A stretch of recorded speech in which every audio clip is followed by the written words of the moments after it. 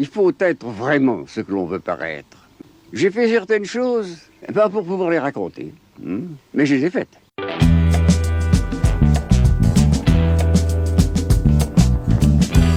Une arrière-grand-mère qui a vécu les premières années de la Révolution, elle avait 98 ans. La Révolution française? Française, oui. 1789? Oui, oui. Elle avait, ceci se passait en 84, 85, j'avais 7 ans, hein. Et elle me racontait les histoires de types qu'on guillotinait. Elle me le racontait avec tellement de vérité que j'avais l'impression d'avoir vécu cette époque-là. Quel est le plus grand événement de votre vie? Est-ce que c'est la découverte de l'Afrique? Non, la découverte de moi-même peut-être. Quand j'ai fini par voir clair un peu en moi, voir quels étaient tous mes défauts. Hein. Qu'est-ce que vous avez comme défaut? Oh, bon, je les ai à peu près tous, nous avons tous les défauts. Non, il s'agit de se corriger. C'est de la coquetterie, c'est de la coquetterie que vous faites là. Non, Parce que dire qu'on a tous les défauts, c'est un peu dire qu'on n'en a aucun. Ah non, nous les avons. Nous avons en nous un salopard qui nous accompagne. À nous de le tuer.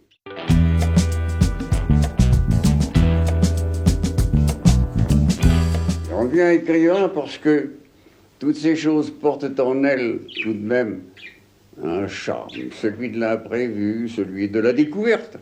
La découverte non pas des terres nouvelles, mais la découverte des âmes humaines. Vous êtes croyant, Henri de Montfred? Croyant, qu'est-ce que vous appelez? Vous êtes religieux. Mais il n'y a pas à croire, on ne pas croire. Hein?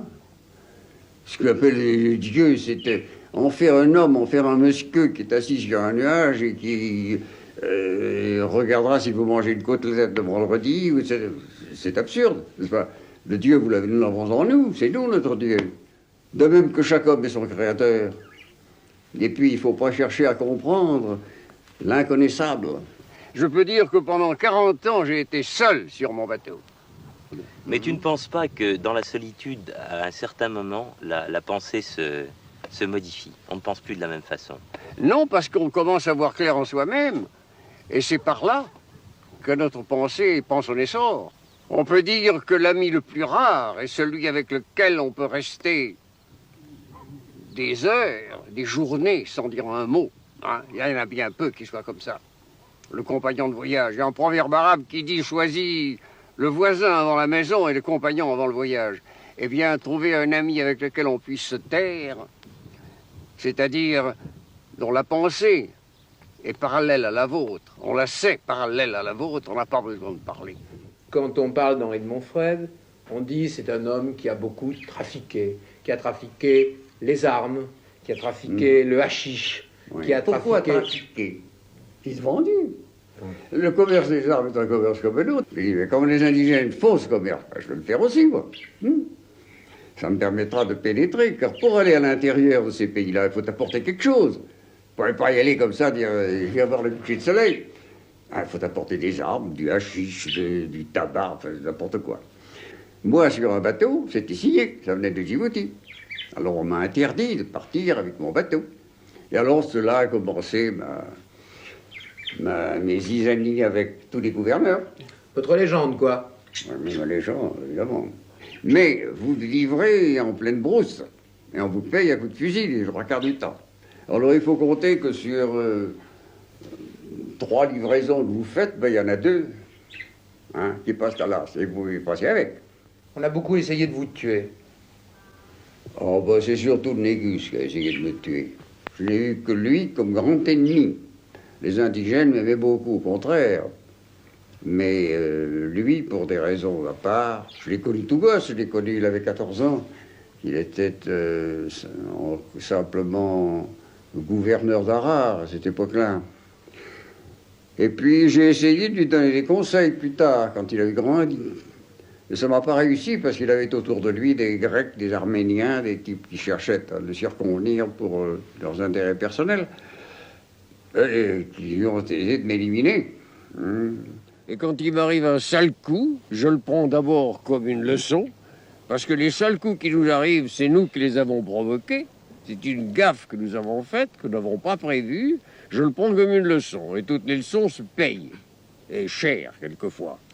Mais le plus sale coup dans la vie d'un homme, c'est quand même la mort. Qu'est-ce que ça représente pour Mais toi, la non, mort? ça n'existe pas, la mort. C'est notre mentalité intime, notre subconscient se refuse à admettre la mort. Nous ne pourrons pas la concevoir. Nous en parlons, nous disons que nous mourrons, etc. Nous avons vu mourir autour de nous, bien entendu. Mais au fond de nous-mêmes, ben, nous n'admettons pas. Moi-même, je me suis trouvé dans des circonstances pareilles. J'ai passé une nuit à attendre le peloton d'exécution du lendemain. Quand les Anglais m'ont embarqué à l'arrivée en Éthiopie. C'est une longue histoire que je ne vous raconte pas. Eh bien, mais ma mentalité a changé. Je suis enchanté d'avoir vécu ces quelques heures, car je n'avais plus du tout la même mentalité. Et j'envisageais les choses, mon Dieu, assez calmement. Et après la mort, qu'est-ce qu'il y a pour toi?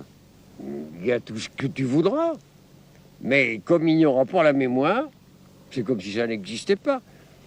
Nous ne mourrons pas, en somme, parce que quand nous avons des enfants. Les musulmans disent « j'ai un fils, je ne mourrai plus ». Évidemment, c'est un morceau de nous-mêmes. La mère qui fabrique son enfant, c'est un morceau d'elle-même et qui prend pied dans l'existence.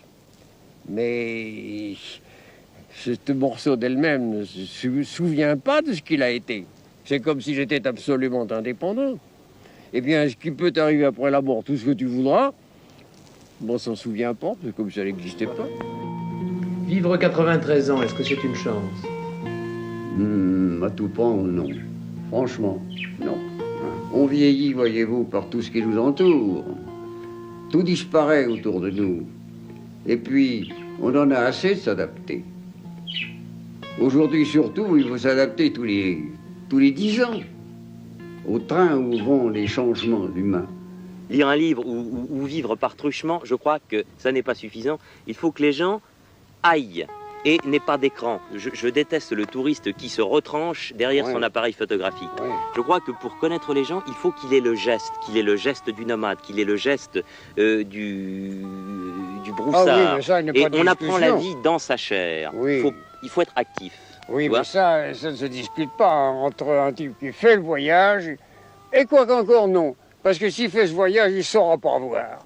Il verra à côté de la question, il verra les choses fausses.